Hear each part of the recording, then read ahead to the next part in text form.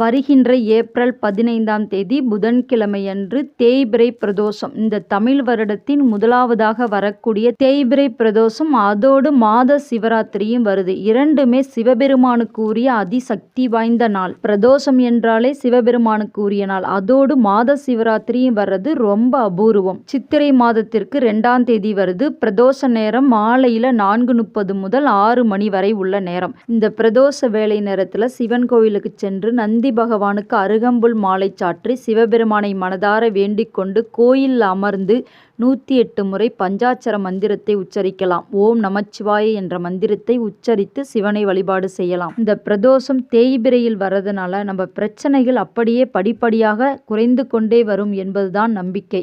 இந்த பிரதோஷம் புதன்கிழமை வருது. புதன் வார பிரதோஷம். அதோடு புதன் பகவானுக்கு உரிய நாள், விநாயக பெருமானுக்கும் உரிய நாள். சிவன் கோவிலுக்கு போக முடியலனாலும் வீட்டுக்கு அருகில் உள்ள விநாயகர் கோயிலுக்கு சென்று அருகம்புல் மாலை சாற்றி விநாயகரை வழிபாடு செய்து வரலாம்.